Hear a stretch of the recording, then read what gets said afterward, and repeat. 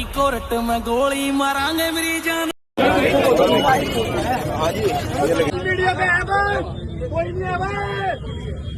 भरी कोर्ट में गोली मारेंगे मेरी जान, जज के भी आवेंगे पसीने देखिए।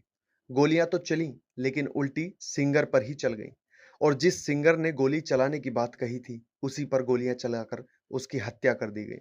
शामली में हरियाणवी सिंगर और यूट्यूबर अंकित बालियान की जिम से बाहर निकलते ही गोलियों से भूनकर उसकी हत्या कर दी गई। बताया जा रहा है कि हमलावर पहले से ही घात लगाकर बैठे थे और उन्होंने ताबड़तोड़ फायरिंग की। करीब 18 से 20 राउंड गोलियां चलने की बात सामने आई है, जिनमें कई गोलियां अंकित को लगी और उनकी मौके पर ही मौत हो गई। अंकित बालियान केवल एक सिंगर ही नहीं बल्कि सोशल मीडिया पर उनकी एक बड़ी पहचान थी। उनके गानों को करोड़ों लोग सुनते थे और हाल के दिनों में उनके पंचायत चुनाव लड़ने की भी चर्चा थी। लेकिन सबसे बड़ा सवाल ये है कि क्या उत्तर प्रदेश में गैंगवार और संगठित अपराध का खतरा फिर बढ़ रहा है?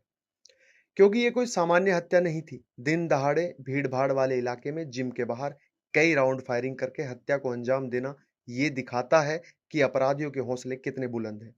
घटना के बाद परिवार और समर्थकों ने सड़क जाम कर आरोपियों की गिरफ्तारी की मांग की।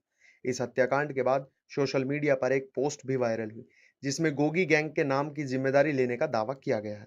पुलिस इस दावे की जांच कर रही है और पुरानी रंजिश या गैंगवार के एंगल से भी मामले की पड़ताल कर रही है। ये घटना केवल एक कलाकार की हत्या नहीं बल्कि ये उस बड़ी चुनौती की ओर इशारा करती है जो आज कई राज्यों के सामने खड़ी है। गैंग संस्कृति और अपराध का नेटवर्क। देश के अलग अलग हिस्सों में पिछले कुछ वर्षों में गैंगवार शूटआउट और आपसी रंजिश की घटनाएं लगातार सामने आई है। सोशल मीडिया और डिजिटल प्लेटफॉर्म के दौर में अपराधी गिरोह भी अपनी मौजूदगी दिखाने की कोशिश करते हैं, जिससे समाज में डर और असुरक्षा का माहौल बना हुआ है। हालांकि उत्तर प्रदेश ने जांच के लिए कई टीमें बनाई हैं, सीसीटीवी फुटेज खंगाले जा रहे हैं और आरोपियों की तलाश जारी है। लेकिन जनता का सवाल वही है, क्या आम नागरिक, कलाकार, व्यापारी या युवा सुरक्षित है?